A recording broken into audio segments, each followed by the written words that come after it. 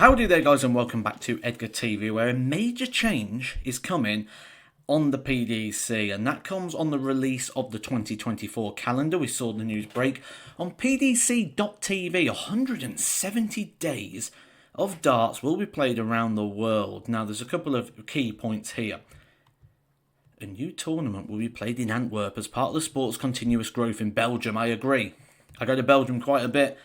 The sport is growing massively. We're seeing nearly 600 entries to the WDF ranked events on top of just local events, pulling 900 plus entries. Dart shops popping up left, right and centre. Belgium is the next place to be. We're also seeing darts going to Switzerland. Barnsley Metrodome loses darts for the first time since I can remember. Now that is down to the fact that the venue's just a little bit too small now for the PDC, considering they've now moved to 4 streaming boards.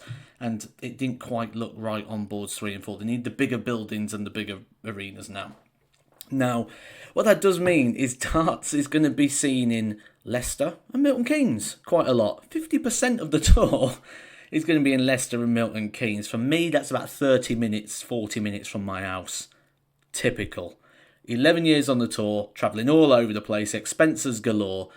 Now half the tour's within 35 minutes of my house. That's my look. However, moving forward, the big change that we see now is that the Pro Tours are going to be moving to midweek. No more weekend Pro Tours. Every single one moving midweek. Now this has pros and cons. And it also begs some other questions and some other things that we'll probably explore. Now, if this next bit really interests you, and you've always been interested in the finances of darts, what sort of you pay for, what the PDC pay for, what earning potential, what the earnings are like for different people, I'm going to be doing a lot of content on that over the next couple of weeks. So if it's something you've been interested in, hit the subscribe button. This is your place to be. Now, what I will say as a bit of a heads up for that type of video is not 128 players who have tour cards are professional dart players. They play on the professional tour, but they're not professional dart players, meaning they have another job. Now, if we take a look at the average sort of job, you get 28 days holiday a year. That means all that holiday allocation now would have to go into the darts, and you'd also have to take unpaid leave if your boss allowed you to do that. So we'd need to have a really understanding boss in order to make this happen. Now you can say, well, if you're good enough, you'll make that. Or Josh Rock, last year, when he was flying at the top of his game and he's getting to the latter stages of Pro Tours, didn't go to Germany because he didn't want to take the risk of not going to work. Barry Hearn mentioned this in his interview, and he said it was a wrong decision for Josh at the time to have gone to work, but it was safe, and you know, people's circumstances are different. But let's just look first of all at, let's say, half and half. Let's say the bottom 64 aren't working and are working and the top 64 aren't. That's 64 players now that are going to need 30 days holiday for Pro Tour events. We've then got to look at European tours, because it's not just the weekend, it's the Friday of the European Tour, then it's the travel of the European Tour on the Thursday, and an extra day to try and qualify for that, including qualifiers for the Grand Slam of Darts and the World Series. So I would estimate, on an average year, with getting in a couple of Euros and doing the Pro Tours and everything, you're going to need about 60 days off a year. That is more than double the allocation to the average job here in the UK. I don't know, in Europe you might get more, you might get less. But here in the UK, the average is around about 28 days. Some even less than that. So, and then you've got to look at different professions and careers. So now this is going to rule out things such as a teacher becoming a professional dart player. Because a teacher will never be able to get term time off.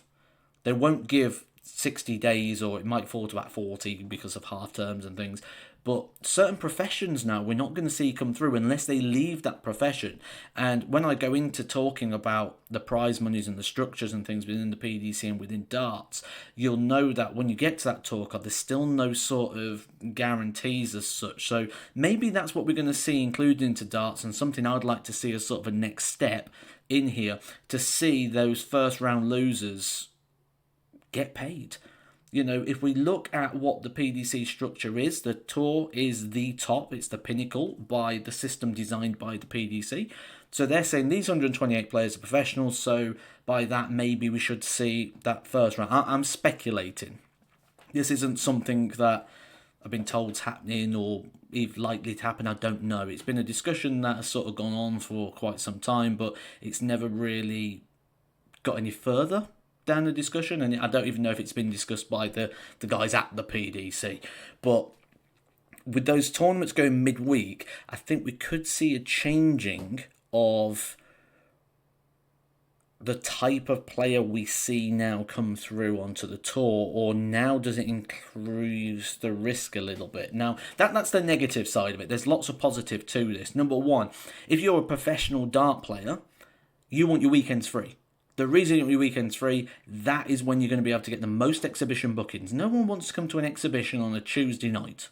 They want to go on a Friday and a Saturday so they can get tanked up and enjoy the darts. And now this gives more opportunity for weekend earnings for the players that can do that. So yeah, absolutely. When we're looking at the professional player, big plus on that. The other thing as well is things such as World Series events. You want them at the weekends as well, so it frees that up so players don't have to make the decision, certainly those top players, do I go to a Pro Tour or do I go to a World Series? So it takes away those little clashes and it opens up those opportunities to maybe expand even further the work that the PDC is doing. So pros and cons. The other thing is, it's going to make the life of a professional dart player less mentally challenging. This is probably something you never thought of before. It is such an unsociable gig.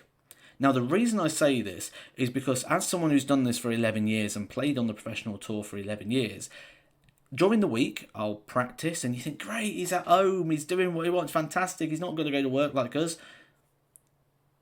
I'm at home, they're at work. Then the weekend comes round, you go to a tournament, your mates are at home, they're all getting together, they're having a good time, yeah, fantastic, you're at work, you're at the darts. So you end up having a really unsociable time that all crosses off, and then you only can really go see them at weekends when you're not at tournaments. So this goes down to the sacrifices as well that the players make. So it's going to reduce that side of it a little bit in terms of the social sacrifice. But now, if you're going to go on that tour, you've got a question to ask yourself. Can I do this without having to have a full-time job? Can I get by on a part-time job?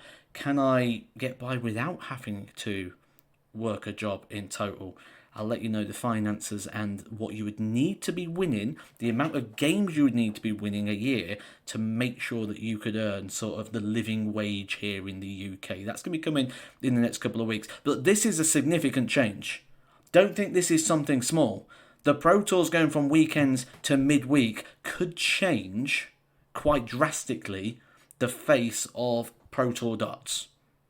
It'd be interesting to see how this one plays out. It'd be interesting to see if we get any more news on the changing of prize structures over the next sort of couple of weeks.